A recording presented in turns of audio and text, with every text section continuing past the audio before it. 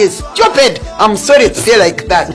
But how can you be in a court and they bring you somebody who has been tortured and is yelling and suffering, and you cannot allow that person to go to a hospital because you fear for losing a job?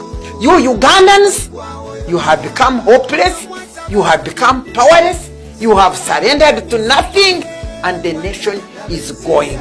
But I think one of these days, you never know what may happen to this country. Thank you, Doctor. The Parliament of Uganda that I know, once they give them their money and call them at State House for a movement caucus, they can amend the Bible and say Jesus was not a son of God. It was Muhammad who was a son of God, and therefore from today henceforth, where they say Jesus, it will be Muhammad. Parliament of Uganda, I know it, and it will pass early in the morning. I can give you an example.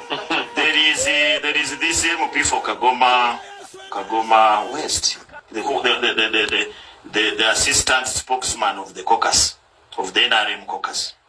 That man, the day they started talking about this bill, I saw him on TV, and he was swearing. He's a Catholic because he said it himself. Chintu. Yes, last night. So the man, let me tell you, this man was swearing. He was saying they cannot support here draconian rule. We cannot accept this. I will tell you, maybe you need to listen to him carefully. I heard him on CBS the other day, and he was saying that this bill is very nice. In fact, if you use it, and unfortunately he used a girl, that if you use the words in that bill to quote a girl, it will take you a few minutes. You will have won that girl. I said, look at this man. What's wrong? This is an honorable member of parliament. I am not sure whether he has even read the bill, because as you have said, the bill is voluminous. It is.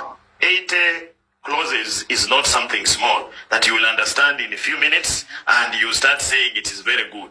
Then I have watched a few committee interactions, and I have seen people who are just sugarcoating. You see them, including the likes of Katuntu and others. They are saying, now you know, creating some sort of debate, but saying in all the thing is very good. At one point, you wrote a piece of article that caused the President Yoweri Museveni to change his mind. Would you have any message for him about this bill, but also as we go to the 2026 general elections? Professor Latigo.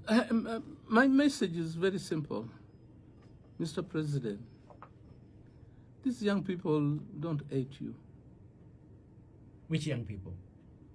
Young Ugandans. Okay. Who stand out and oppose what is happening to our country. They don't hate President Museveni.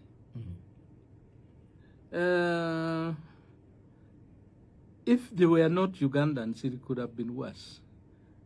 The great thing that God created for Ugandans is that we have an incredible level of patience and humility in doing things. But if you think you can use the military, you can use the law, you can use the police to oppress these young people, you have something coming. Because the very rebellion that you undertook for a very simple reason will become open rebellion against your government on the streets of Uganda. Because things are not okay. Mr. President, things are not okay. And every passing day, your capacity to handle it reduces because you have done your part. For the sake of this country, for the sake of your legacy, and for the sake of the history of your struggle. Find time to say, I have done my part. And call Ugandans to have dialogue so that the bile that people have accumulated for various reasons come out of their hearts we smile while looking at each other frankly, and we agree on the next way forward for this country.